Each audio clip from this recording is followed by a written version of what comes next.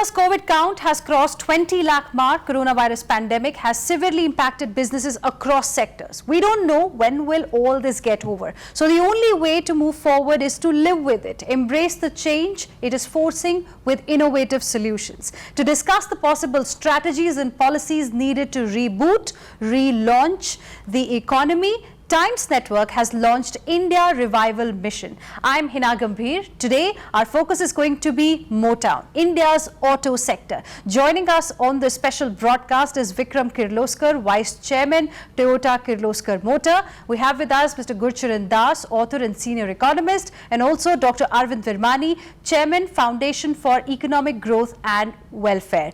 Welcome, gentlemen. Thank you very much for joining us here on this special broadcast. Let's begin this discussion with Mr. Vikram Kirloskar, who is representing the auto sector here on the show. Briefly, sir, how badly has COVID impacted the auto sector?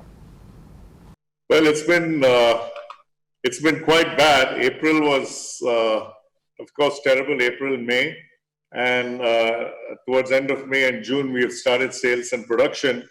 June started looking good, but I think, as I said earlier, July was a little tough because of several lockdowns across the country. The bulk of the auto sector was in the containment zones, and it's still in the more crowded parts of the country, whether it's the dealers or the suppliers. So both demand side and the supply chain side, we've been affected quite badly. We're trying to get out of it. Currently, we are running at about 65%. Some companies are doing much better. Tractors are doing better. Two-wheelers are doing much better in rural. As I said earlier, I don't expect coming back to normal. And when I say normal, perhaps not compared to last year, but maybe a little better than last year, at least by June 2021. Okay. Mr. Gurcharan Das, what is your assessment of the impact of coronavirus pandemic as far as the auto sector in India is concerned? Well, we have to remember that India's economy was in trouble even before the COVID crisis. And particularly automobiles have gone through a very, very difficult time connected with the regulatory uncertainty that was there in this sector, plus the absolute crushing of demand that it suffered from.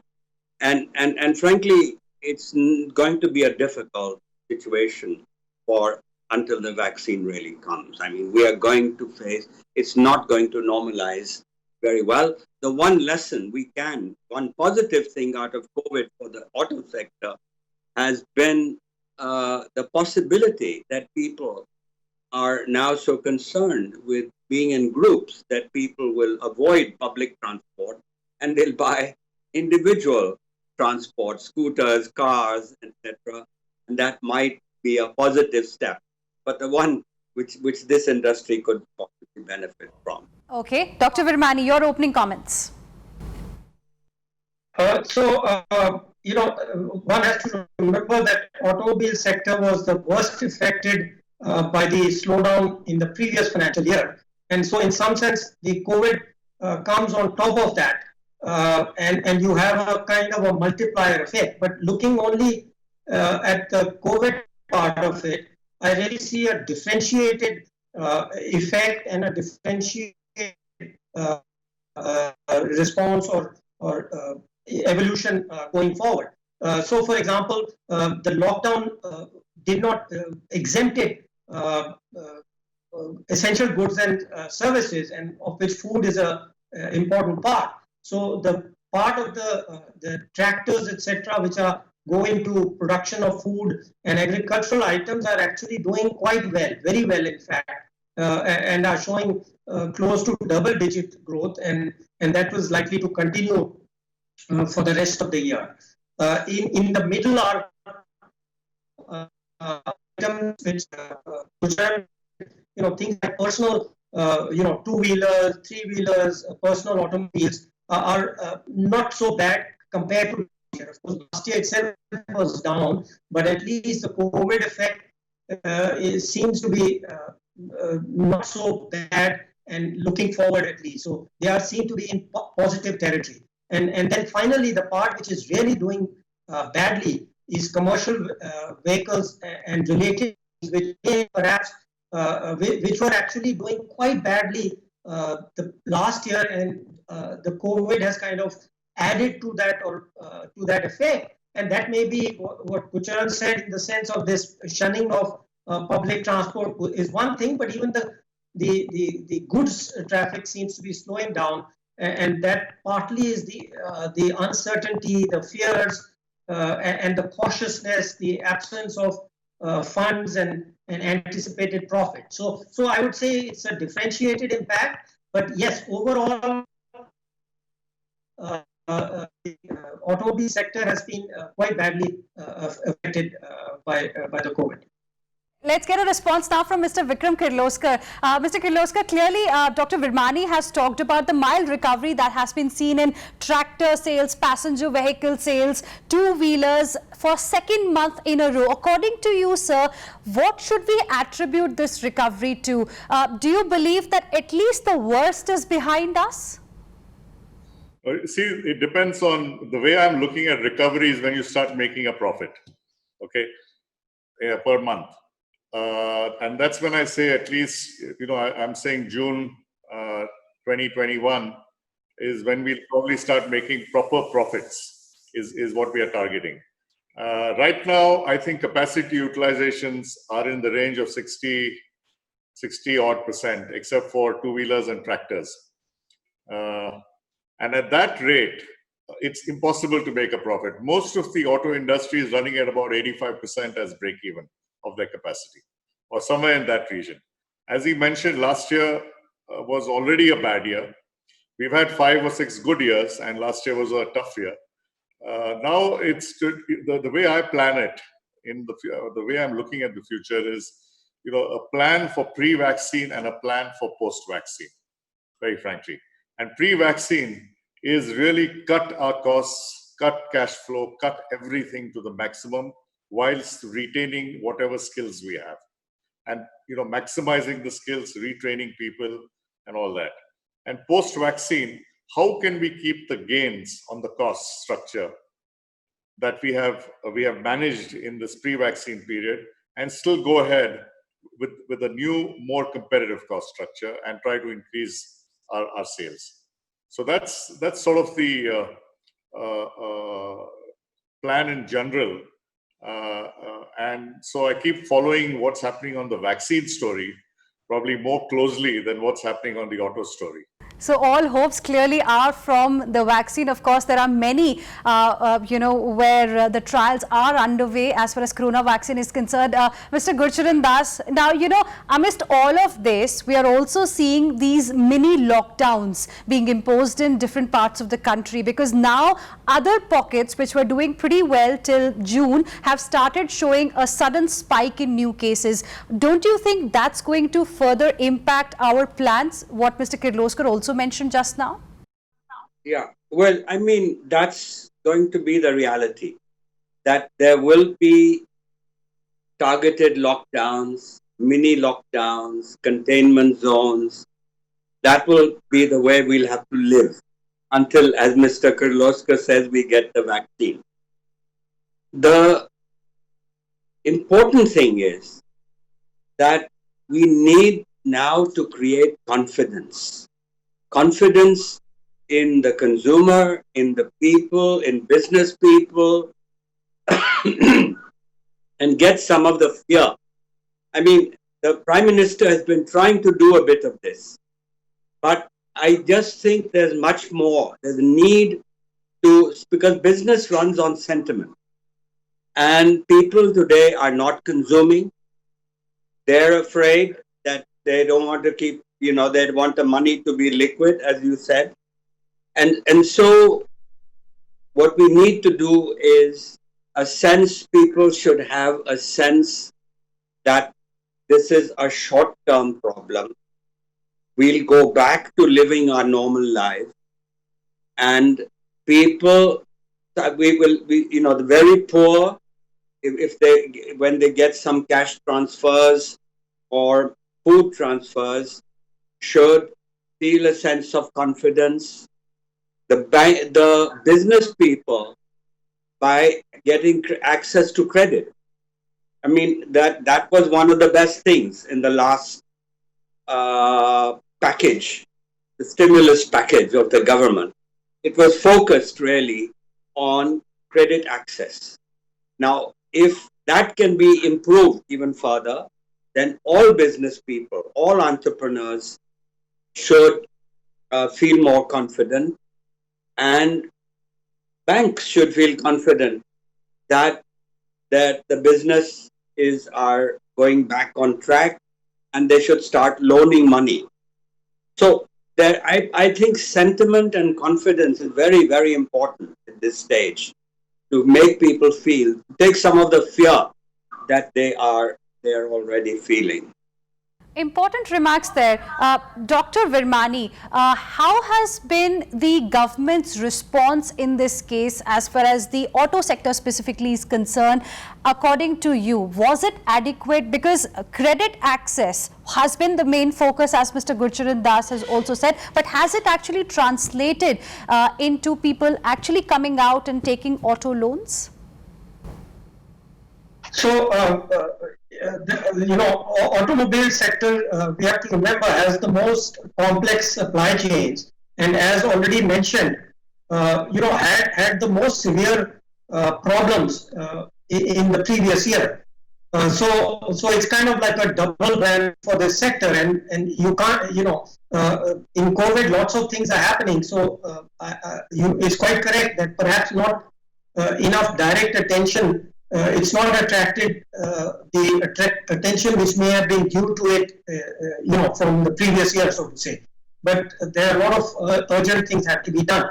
But I just want to mention this complexity. I think the factor which is probably not recognized by government or by many non-automobile people, of course, Mr. Kirloskar knows this, that auto sector has the most complex supply chains. So in some sense, when we are going from lockdown through a transition to normalcy, till we reach some kind of normalcy, the biggest disruptions in supply chains, they are bound to affect the automobile sector the most. Whatever these random changes which create uncertainty, they create the most uncertainty for the automobile sector. So if you see it in this context, that these tricky supply-demand imbalances which will arise and will affect the auto sector the most, I think in that sense you are probably right. I don't see a kind of clear recognition on the part of government, at least from what I observe in public, that they understand that this sector has some special issues which are not really of their own making. Even before there was issues which arose from the NBFC problem, etc. There were issues connected with the rise in regulatory costs, etc., which I think we have discussed before, about 6 months, 9 months ago, before the COVID. So in that sense, I think you're probably right that the sector has really not received the kind of policy attention that it probably deserves. Okay. Mr. Gurcharan Das wanted to make a point. Yes, sir. I wanted to underline which Arvind talked about, and that is that he talked about uncertainty. When I was talking about confidence, one job of the government is to reduce uncertainty. And this sector has been prone more regulatory uncertainty than other sectors. And this partly this whole under the push for environmental, this whole business of BS4 to BS6 conversion, the fact is that there's a lot of inventory in this sector lying on BS4 cars. Now, you've got to recognize that is specific to this sector. Now, it's very difficult to do sectoral interventions by them. But this particular thing, they are responsible for it, and they should help in solving.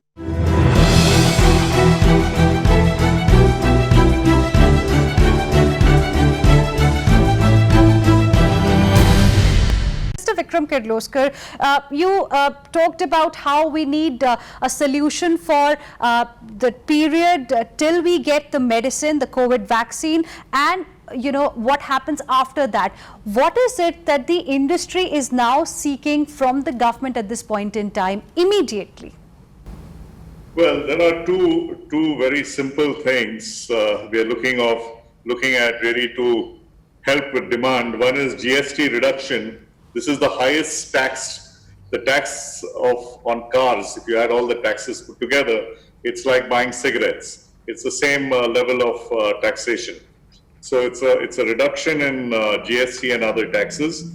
That's one. And second is a policy to remove old vehicles off the road, scrappage policy. So we've talked a lot about that.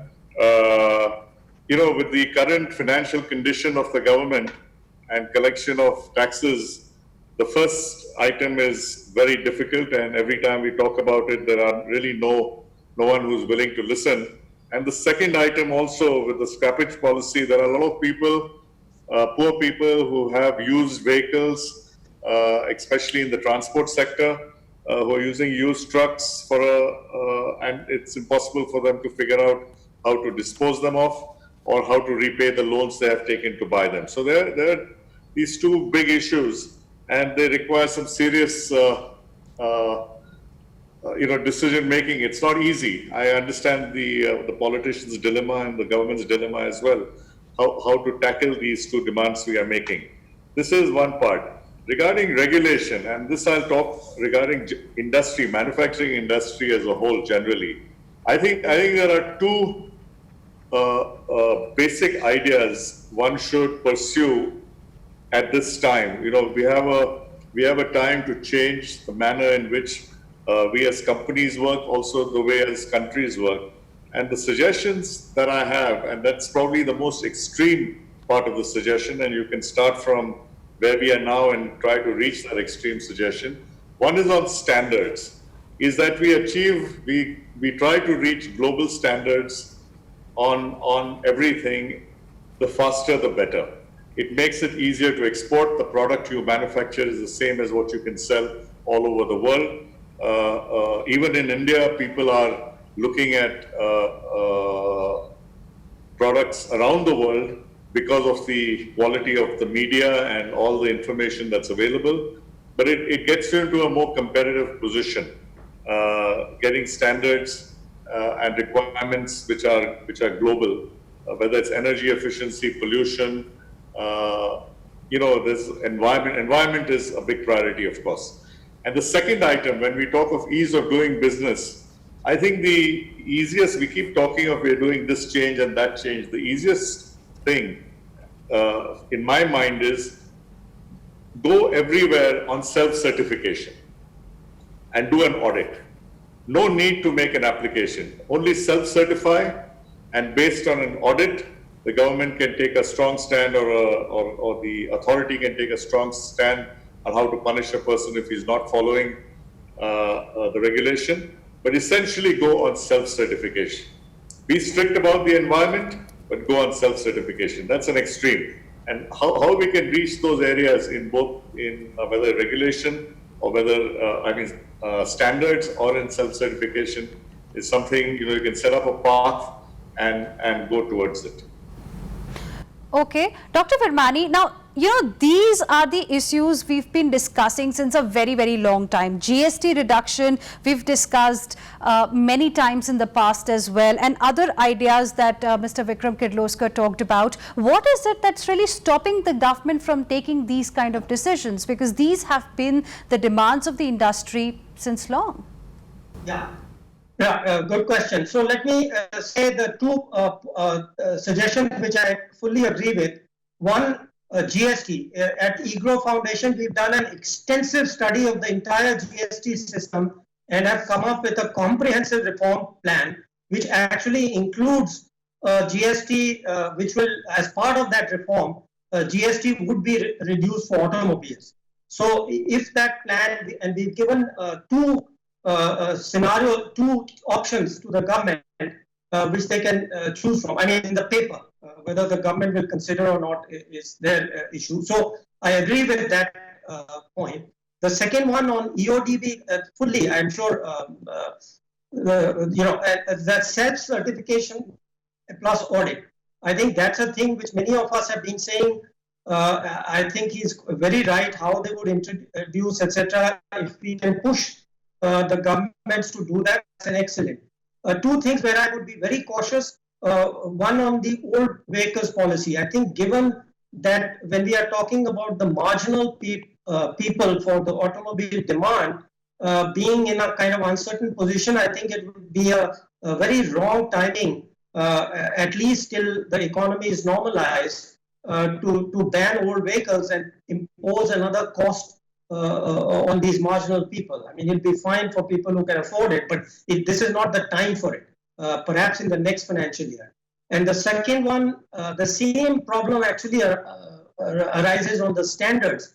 One of the things that, as Gurcharan also mentioned, one of the problems which arose in 2019 was that a whole bunch of new standards and new regulatory requirements were put on, which from some estimates I saw from chairman of one of the companies I won't name, I don't know whether they still have the same estimate. They said that the costs had gone up by 20 to 30% because of these regulations. Now, certainly not the time during the pandemic when we are talking about overall GDP growth of 5% or thereabouts to impose new standards. But again, I would have no objection that we do the thinking now and say, okay, by FY 22 or whatever, which is thought mutually agreeable.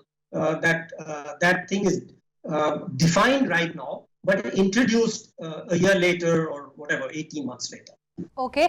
Also, lastly, gentlemen, I also want to talk to you about how, India is imposing restrictions on, imports from China, and many other such restrictions are also coming. Now, as far as the auto component sector is concerned, which is very significant and important for the auto sector overall, we saw that India imported about 4.5 billion worth of auto components in the year 2018 and 19 only from China. Do you think India has got the capability to reduce the import dependence given the current scenario, the opportunity that COVID is presenting in front of us? Mr. Kirloskar, let's begin this with you. Well, on the import from China, as far as my company is concerned, our imports are almost zero from China. And whatever little bit there is, we are substituting all of it in the next few months. But just let me tell you why imports from China are important. China makes more than 20 or 22 million cars, four-wheelers. India makes, this year it will come below 3 million.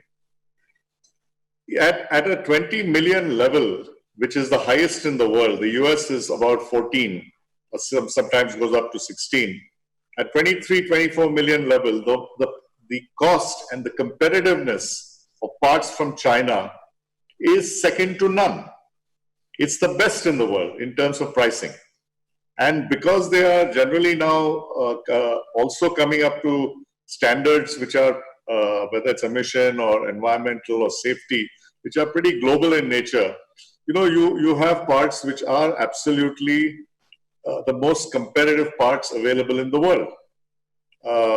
So it's, it's a call, economic call, whether you, for many people, do I buy from China or I don't buy from China? And I think our goal in India should be how to increase this 3 million to 6 million or 8 million. And that will make the Indian industry competitive. It will make the component industry in India competitive, where it can export all over the world. I think that's the direction we should look at. Okay. We can't live in isolation. Right. Thank you very much, all of you, Dr. Virmani, Mr. Gurcharan Das, and Mr. Vikram Kirloskar, for joining us here on India Revival Mission.